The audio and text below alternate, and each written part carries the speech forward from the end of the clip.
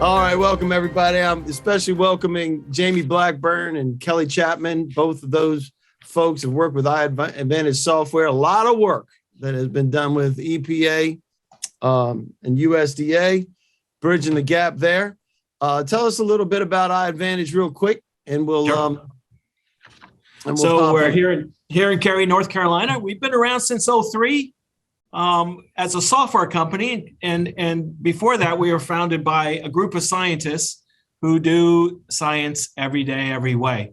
And we were based out of necessity. We were founded in 2003. So 30 years of capturing data, from capturing it to management to reporting of it. We support both USDA, EPA, and FDA type of reporting that comes from sponsors and such.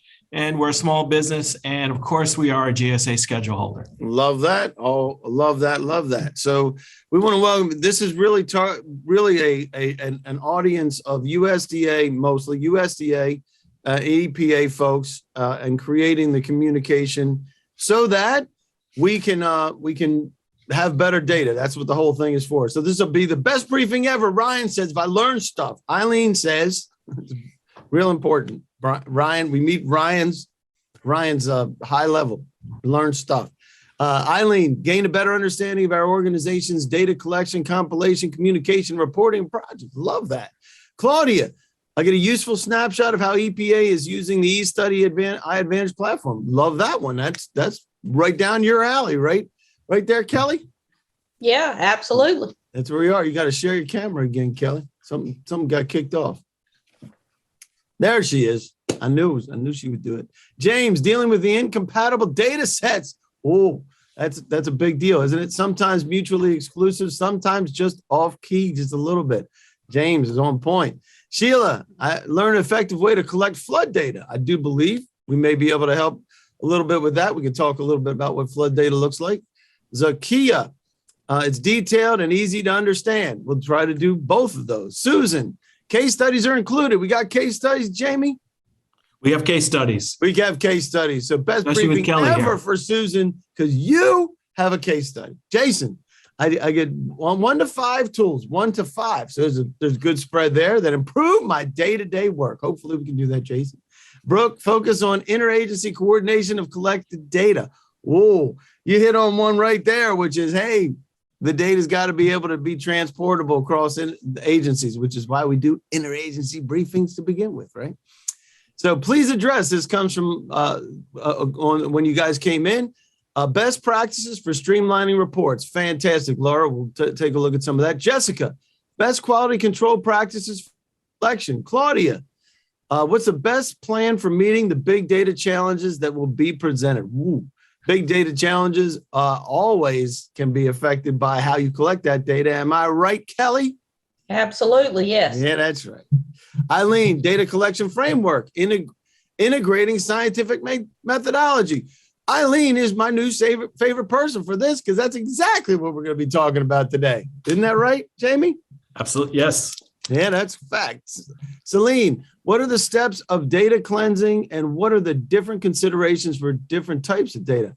Whoa, data cleansing, problem on the back end because stuff isn't right on the front end. Just a little tidbit of what you're going to catch today. Linda, explain how to cover extra costs associated with some practices like GLP. What in the world does that mean? Does anybody know GLP? We do. We absolutely do. Good okay, what is that? Practices. What is GLP, Kelly Chapman? Good laboratory practices. All right. I already learned stuff. Ryan, you and me, we're golden. I learned something new today. I learned new stuff. All right. Tricia, validation procedures. Fantastic. We love that. Just real quick, session agenda. We already did a little bit of the introductions. I'll give you some briefing controls so we can communicate. We'll talk about the challenges, the framework of how to create a great design, choosing the platform for scientific methodology. That's what Eileen wanted. So we're going to hit what Eileen wanted. And maximizing your data flexibility and integrity. Integrity is a big deal, making sure that it's good. We'll get to your Q&A, recommended action steps and additional resources and procurement options. You will have, for your reading pleasure, the briefing presentation iAdvantage capability that's popping in right now. If you have never been on a Zoom meeting, I can't imagine that's the case anymore, but maybe you haven't, and you can go up top there and choose side by side and use that little doodah. That's a very technical term, that little doodah that you can drag back and forth. If you would like to participate, you may at any time. You can chat, you can raise your hand, Q&A. We have a bunch of folks here. It's 131. So why don't we do this?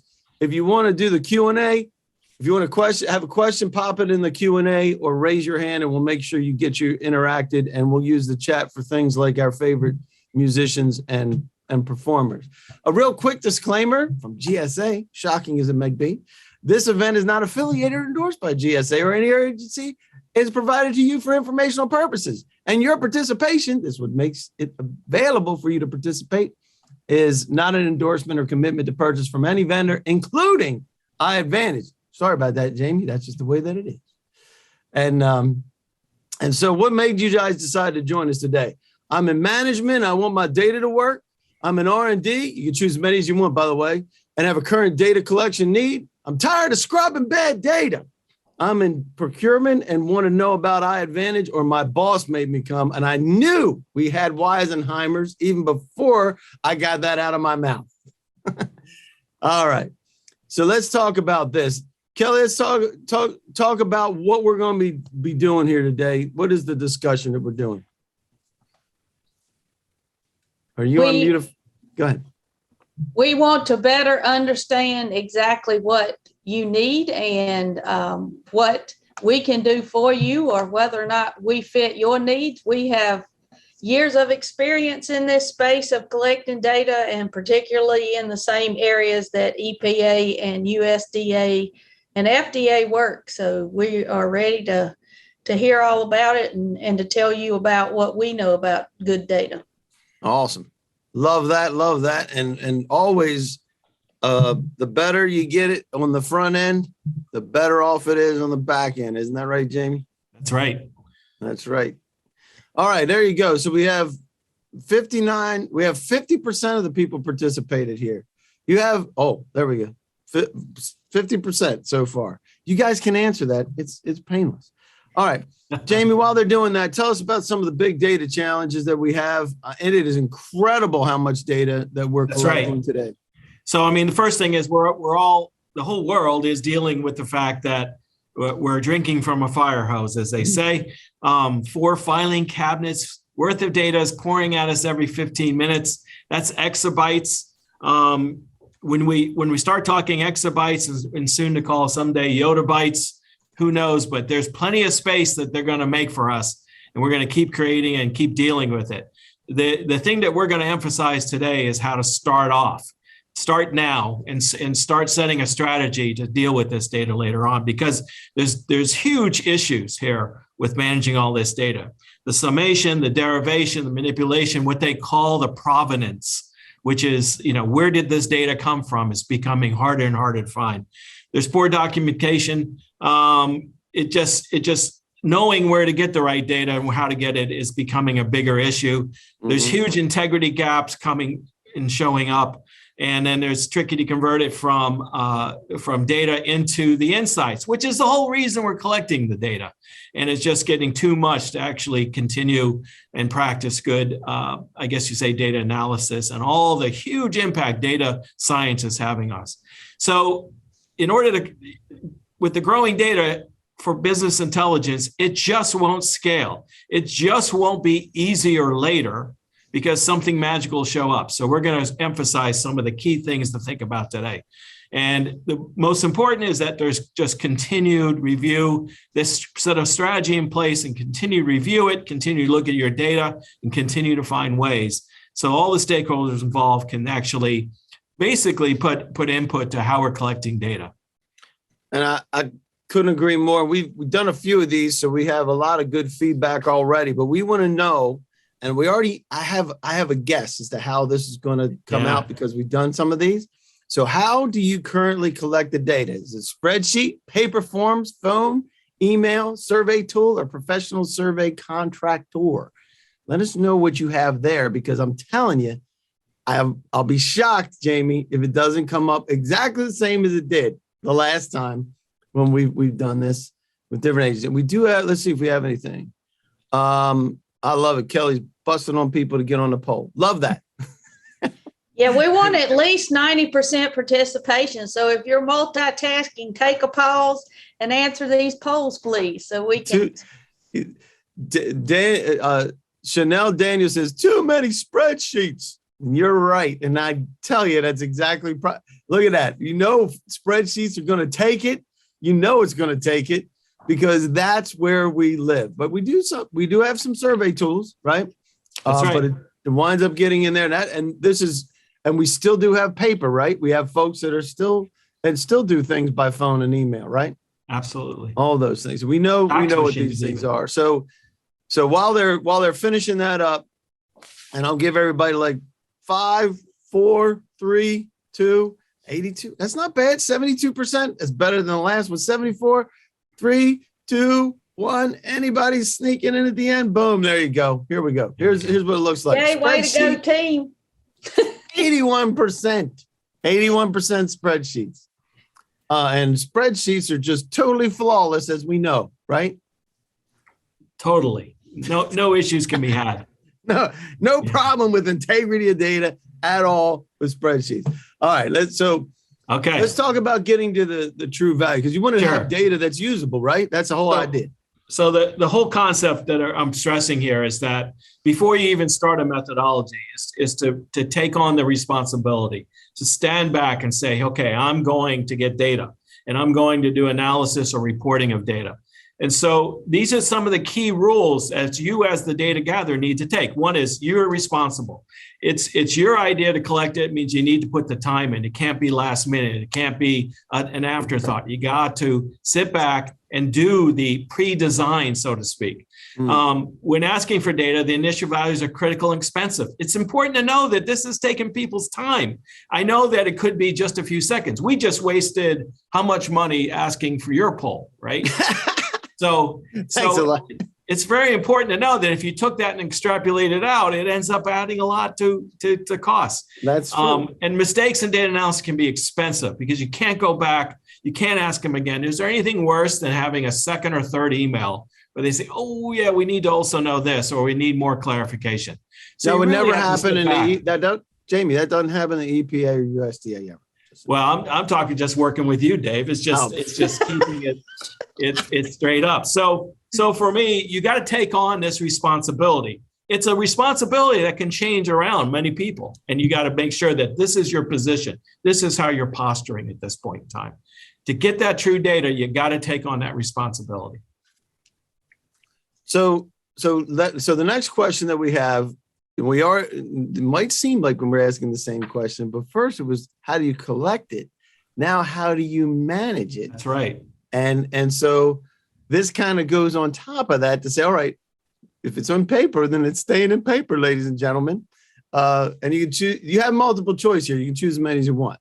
But database, Microsoft Excel, that would be spreadsheet land, and custom data management or some other way where somebody can pop, if you have an other in there, pop that into the chat so we can be there. And Dora says, QA of data needs to be accurate. Garbage in causes garbage out. Dora, you are so on point. And that's exactly what we're talking about. Because it starts with the framework. Because if you're not starting with the framework, you're going to have bad data. Am I right, Jamie? That's right. That's right. And so, yeah, participation is easy. If you want to kick something out, we can do that in the chat or in the Q&A. We love that. But here we go. And I just want to throw in also, Dave, that as on the last screen, we were talking about having to go back and get more information. Often in biological systems, that's not even an option, or in R&D work. You got one chance to get the right data, get it recorded, and get it to where it needs to be. And so we're very familiar with those types of systems. And that's part of what we're talking about today, is how to make sure you get it right the first time. That's right. If you have, no matter what system you're using, you get it right on the inbound, then then you can use it. Just like Dora said, garbage in, garbage out. Michael's talking about it started moving a lot of our data into SharePoint lists. Yep, that's happening too. There's nothing, and again, it's not about necessarily the system. The system certainly helps. The system needs to lock some things down, though, and we'll talk about that in a few minutes. All right, another 5, 4, 3. Come on, everybody. 2, we want to beat our last total. It's 73%, and boom. Well, no, actually, 88. We got 88. There's more people here, obviously. So no shock here. Excel is the leader, as it would be, because you're all using spreadsheets still. All right, cool. Awesome. So let's talk about the strategy. And if you're doing it, you got to have a good strategy. You said it already. So the concept is, right, you've put on your data hat, you've taken the responsibility. Now you got to approach it, right? You got to get ready to start playing the game. So the first thing is you got to keep all your requests extremely simple and straightforward. 2 people will say they like music, but 2 people will say I like Bruce Springsteen or I like Luke Bryan. So it's very important that you really know. You had the right one, Jamie. That's it right there. The boss.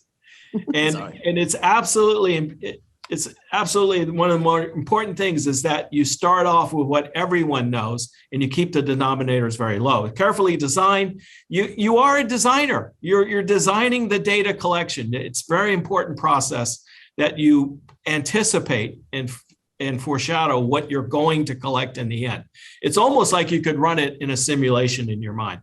And you should have an expert who knows how to deal with data. There's some amazing people out there who know how bad data results in bad situations. So it's always good to start up front, decide what to collect and how to protect it. And what to collect and how to protect it means you have to make sure too that you're not asking for things you shouldn't ask for and all that sort of thing. You select a project platform. We like our platform. We're quite proud of ours, but it doesn't matter because the rules still stay the same.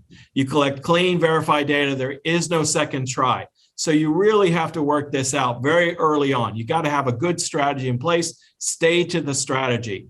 I know your boss is over your shoulder saying we got to have this out by Tuesday, but it's critical that you spend time at this to getting it right. All right. So carefully design and define the categories. This is actually quite key because people will sometimes get confused if you ask the same question differently. Ensure all data is entered in the same format. You want everyone who responds, and we have cases where people have to respond around the world in different languages. It doesn't mean that we have people abbreviating or something like that. So we want that the conforming factor to be in place with whatever product you're using, with Excel. Close-end responses. You ask yes and no, not can you please tell me about. Numeric codes versus character strings. This is just good practices that by using codes, it sometimes way outdoes the ability to use character strings. If any data is unknown, research method to best handle. So you should spend a lot of time on these. You should spend a lot of time saying, well, what could they answer in this type of thing? If a data scientist will analyze collected data, please focus on keeping the data at a raw format so they can, what they say, consume. Data scientists use that word a lot. So they can consume it in the way they want or the way they see their design of whatever they're trying to report on. And then there's metadata. We're going to talk a little bit about it, but this is data about data. This is a growing area that many people are starting to look at, which is describing the data. So even if you have a simple column like state, it could be you want to describe that those states are of these codes. Test data for a few cases. Test, test, test. You only get one chance, right? It's garbage in, garbage out. You want to measure twice, cut once. I love that. And so future ready, what does that mean? Sure. So that's where I talked about metadata a little bit. So there is a large movement that whenever you describe data, when you say in Excel, for instance, a column, you describe what that column is. I have seen people have some of the greatest systems to abbreviate data to keep the column headers minimized. And it's impossible for anyone to interpret. I dare you to give a same Excel sheet to more than to the next person, and them not want to change your Excel sheet, right? Ooh. So it's key that we start describing this data the way we know it in our business or the way we know it over time. right? It used to be today PTSD was yesterday's shell shock, right? Words change over time. You have to be able to describe. So as people, you don't want to collect data that doesn't have a life. So you want to be able to let them to go back and say, well, I'm looking for people describing this sort of condition, say. And finally, there's even a big move in science where we use a FAIR. And FAIR means it's findable, accessible, interoperable, reusable. And of course, it has to be what they call federated. Federated means that it is protected. You can't just share data. Sometimes it has to be hidden from some people, but it doesn't mean that the other data is not usable and quite useful to them. Yep, I agree. And even though many people say life isn't fair. That's right. Real quick, Catherine. Data should be fair. Yes, we'll have a copy of the slides afterwards. You can actually get the copy of the slides now because we'll post that in so you can pop and you'll have those a link to that right now. Before we move on, I would just like to also say that, more and more this whole slide here and what Jamie has been discussing on the last couple becomes more and more important. And I'm sure everybody on the call today probably realizes that it's not only new data that you're collecting, but how do we leverage the data from the past? How do we bring it together and so forth? So we're very aware of the fact that there are a lot of challenges out there, not only with going forward, but also trying to utilize what was collected in the past for your agencies and sharing data between agencies. Absolutely. Very big. So let's talk about the scientific methodology. For the scientists out there, we got a bunch of them on here, by the way. And the scientific methodology for us is the right practice to use in this case. And it doesn't matter whether you're using Excel, it doesn't matter whether you're using our product, it doesn't matter, there's many products, but bottom line is you have to do this in a distinct order and take the time with each one. So the first one is defining the problem, the data requirement, designing the process in which you're going to do it. Sometimes we kind of rush this at the end, and it should be right at the beginning and taking lots of time. I won't say percentages, but certainly this is in a higher percentage use of your time. Then you have to manage the process and the data collection. So unfortunately, you actually have to start collecting it, make sure you're collecting the right thing. And then you have to review, communicate, and report that data, right? And chances are you're going to find things that you need to either add or change. And if you notice more and more in the world, we don't want to just delete things and change it. We want to actually append it. We want to, like blockchain append. You want to add it on so you have track of what was done and what we needed now that's new. So you have to have this methodology repeat over and over. And when you do this, we have found, as Kelly will tell you as our scientist, it is successful. Even though it takes time, even though it does feel like it slows you down, it actually speeds you up. And not only that, it keeps going. It is scaling later on. So when we're drinking from this fire hose, that data starts falling into places, right? Nothing feels better than that. So that 10 years down, you're still collecting data the same way, same practice, and you can manage it. That's right. And Jamie, you'll talk about it more, but the fire hose is on the other end as well. When it comes to reporting data, communicating data, and so forth, it's equally as overwhelming sometimes. And the beginning dictates the end. So having it right to start with is critical. That's right.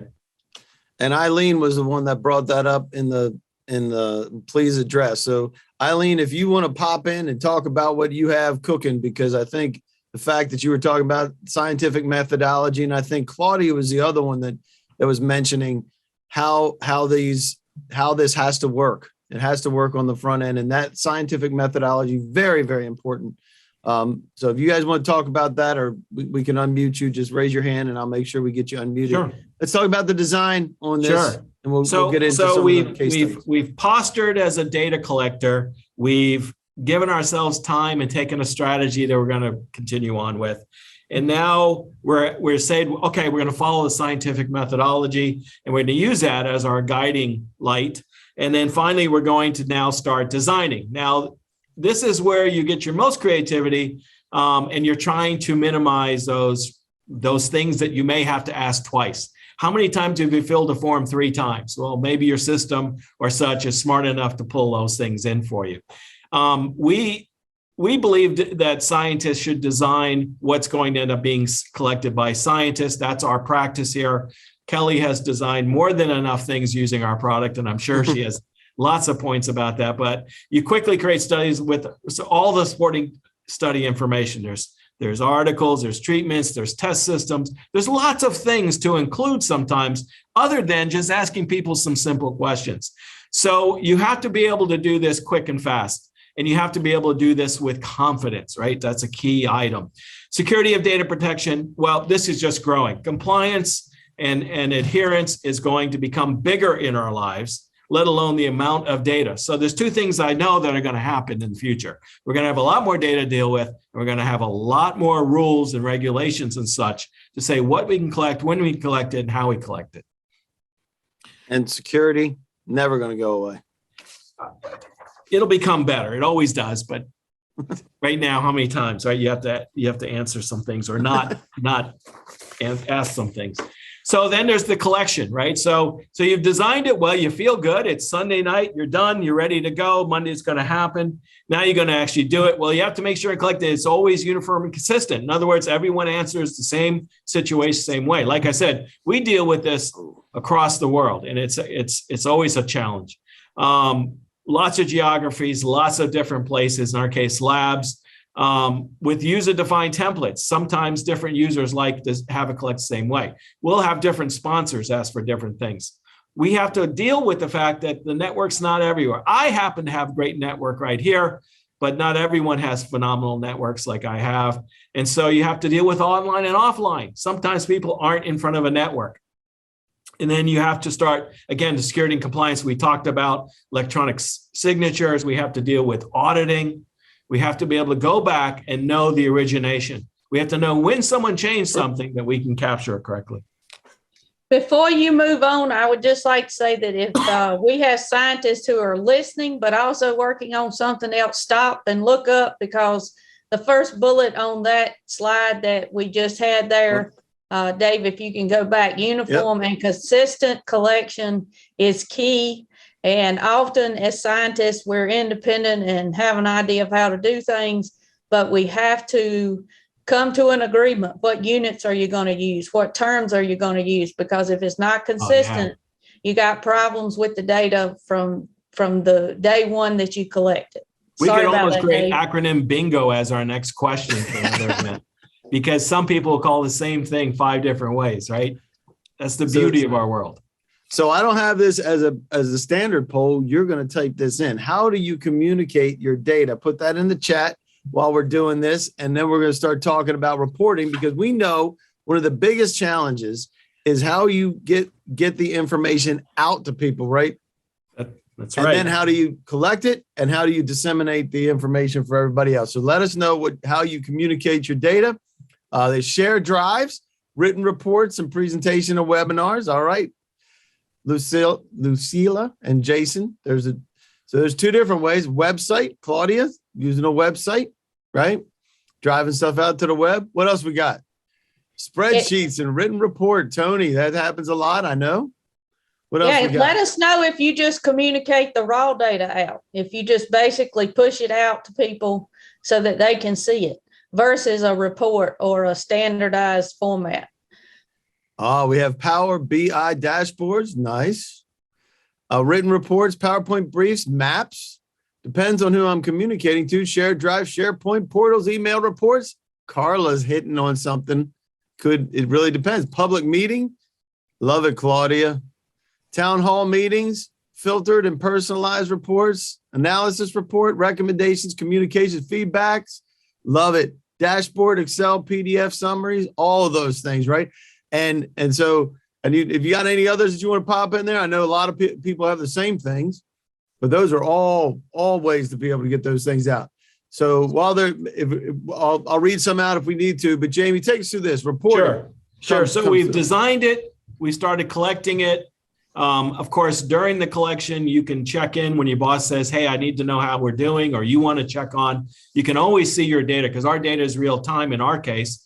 I'm sure some of these solutions I've seen, that's more of the case now, digitized data real time, taking the edge world and bringing it back into a central view.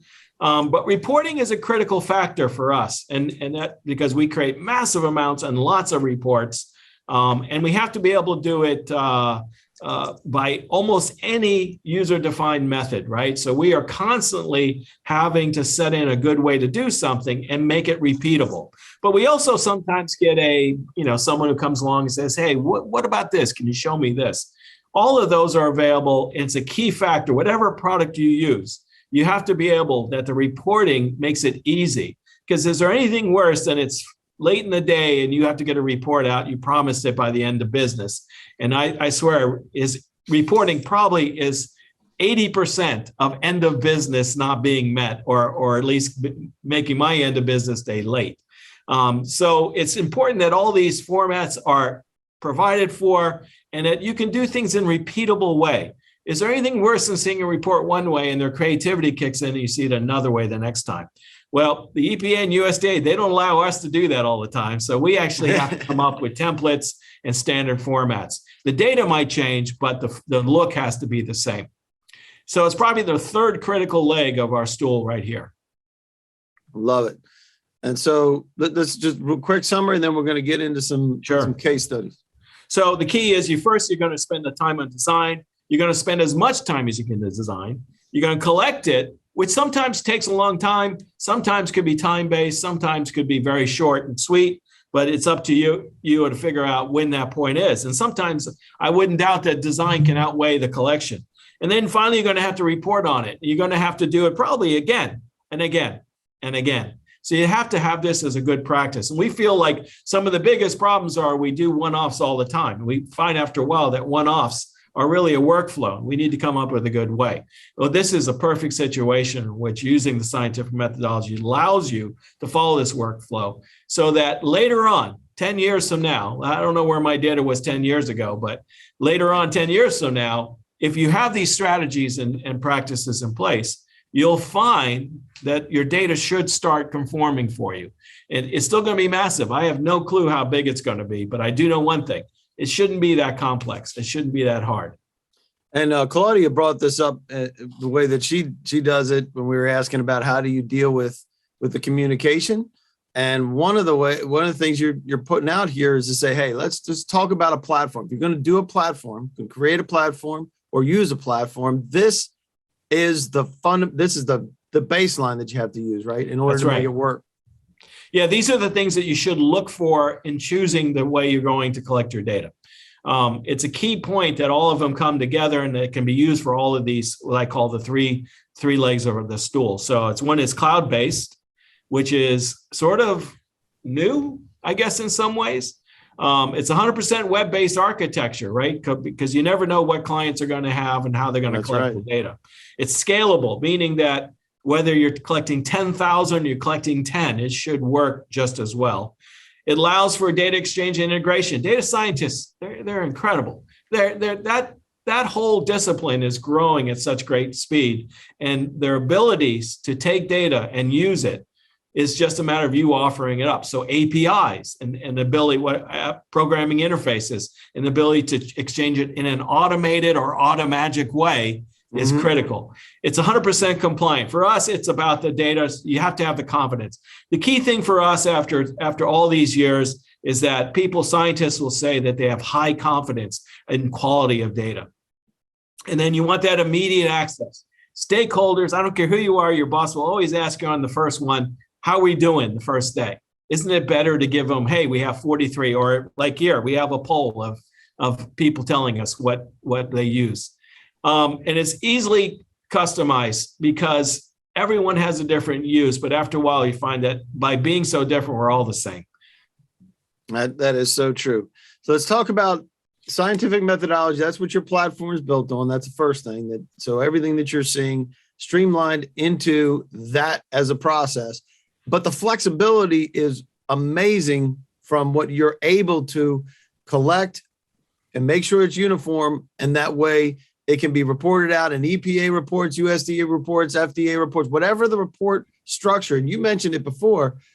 EPA said, I don't care what the data is, but the format has to be the same. So you want to make sure that gets transferred or is at least able to be used within all of the framework in the other agencies. Isn't that right? Yes, and beyond that, just the ability to link so many different moving parts. And this is part of why it is so important to have a platform that can facilitate different types of data coming from different locations, and also make it very clear who can access which pieces and so forth. So our platform has been used for quite some time.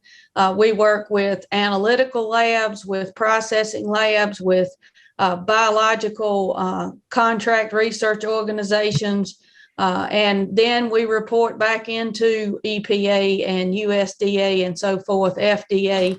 But we have the capability to handle most any kind of information and to standardize that so that it doesn't matter which lab we're working with or which field site or which biological entity type of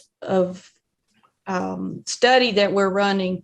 We can utilize this same platform for any of that information and standardize it across years as well as across studies or experiments within the same year.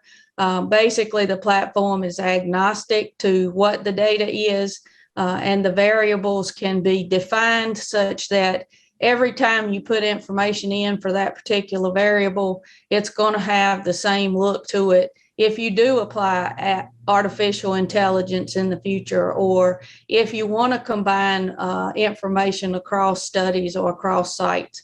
So the platform really makes the capability to have global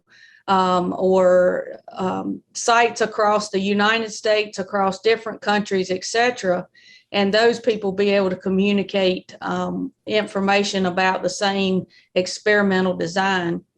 In addition to that, as we've just been talking about, it has the capacity to pull all of that together and give the administrator or study director or scientist the opportunity to then define what that report should look like.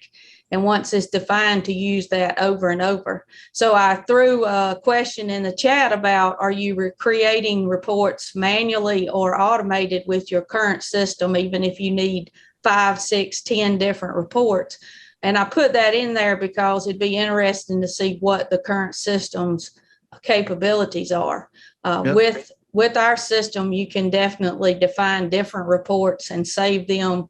And at the touch of a button, you have a report that comes out of the system that's about 90% complete. And then, of course, the other 10% is editing by the scientists that are authoring that report. Nice. And I guess what I saw, look at this right down here. That new word I found out about, GLP. Yeah, and you also just pointed to QA, and I noticed that there might be quite a few QA people on this call, and yep. We actually have used this system for QA as well as the scientific data collection. So it's pretty agnostic to what your needs are, and it can bring together your scientist and your QA or QC needs all in one platform. And Melanie says, assuming this is compliant with 508 WCAG, which is that has to deal with disabilities, right? That's right. Yep. And then manually, and Claudia is saying manually, but definitely look at it automated. So she definitely wants to automate that. So you've had a lot of different growth within this and the types of projects that you've done over the course of time. What are you seeing as some of the things that coming down the pipe that you have? Kelly, do you want to take that or should I? I mean, part of these numbers I'm showing you is just to show you the magnitude of work we're doing all the time. These are all things that were gone through the scientific methodology of designing and continue collection, but this is the platform that we're talking about, that every day, every way, there's huge databases of very important data that we're keeping for years at times, and it's growing all the time. And right now, there's probably people entering their responses into variables right now as we speak. But some of the trends we're seeing is just the whole cloud move, all of the new capabilities to interact with other systems in the cloud, especially in our world with agriculture, we're seeing quite a bit going on for Microsoft Azure and such. And certainly with government systems, it's easy to see that it might be that our platform is a great way to start integrating as different people are collecting. But more so, there's already data been collected other ways that are in like we see like SharePoint and I'm sure some other databases.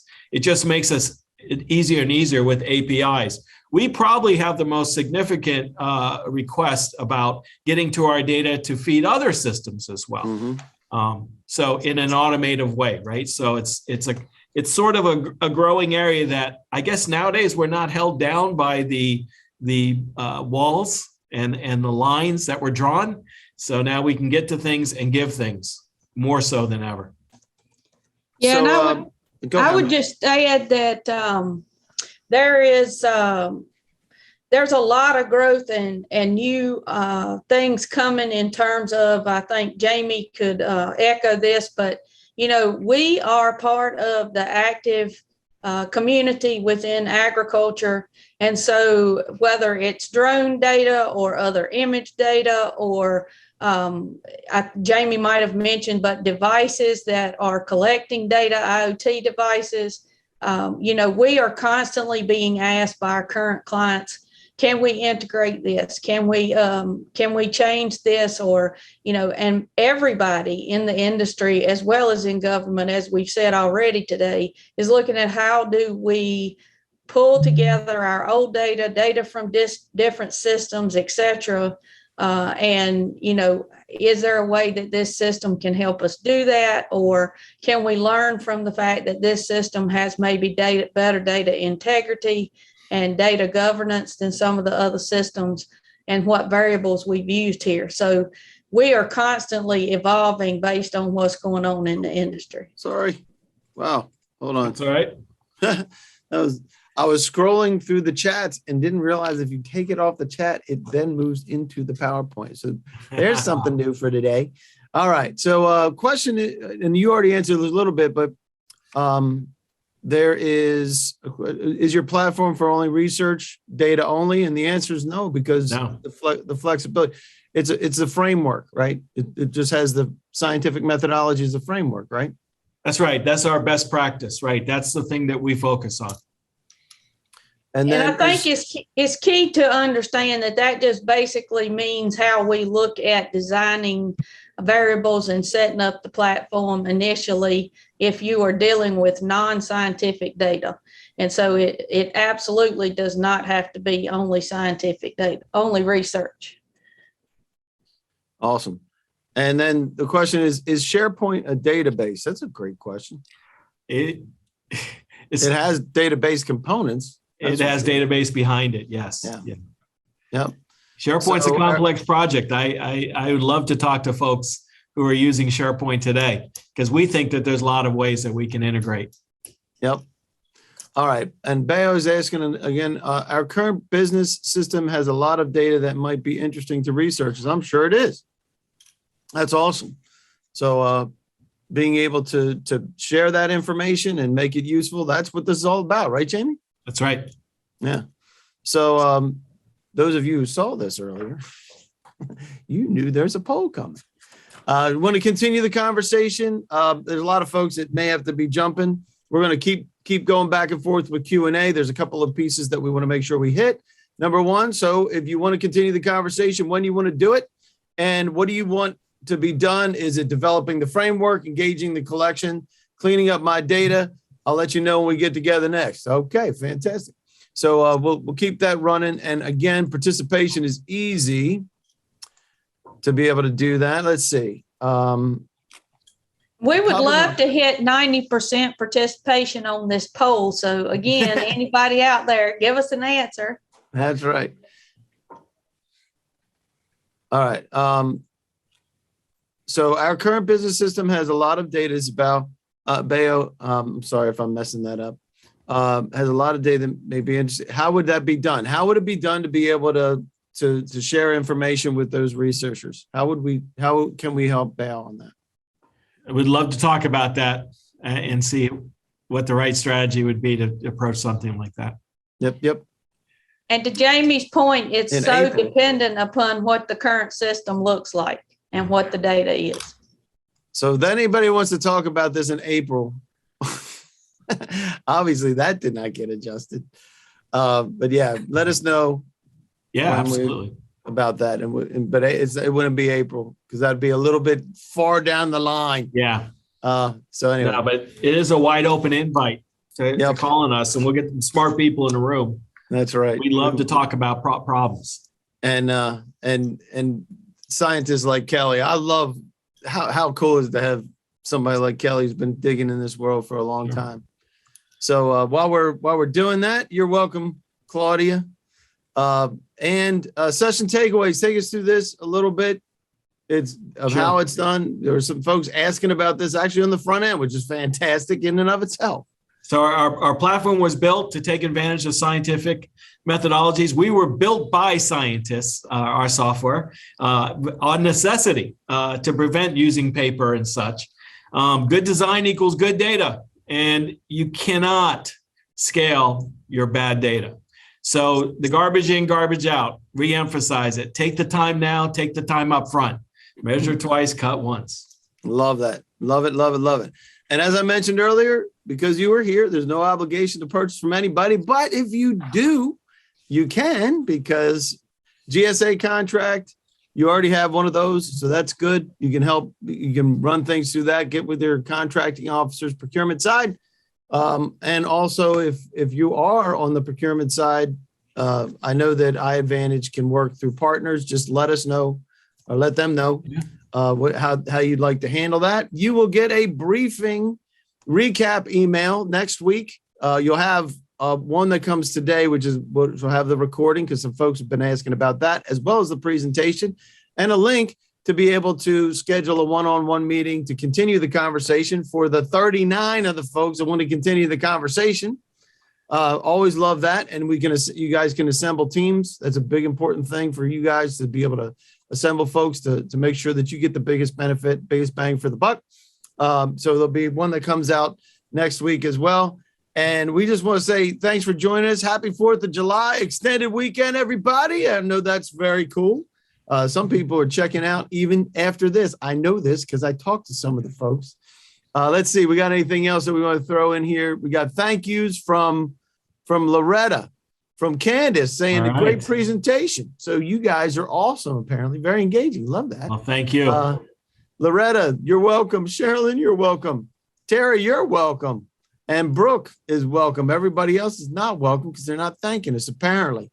But come on now, Dave. Behave. We appreciate everybody's time. Time is precious. So thank you, Dave. Dave, thank you. Hey, it was a good time. Great job. Great. I always love hearing Kelly.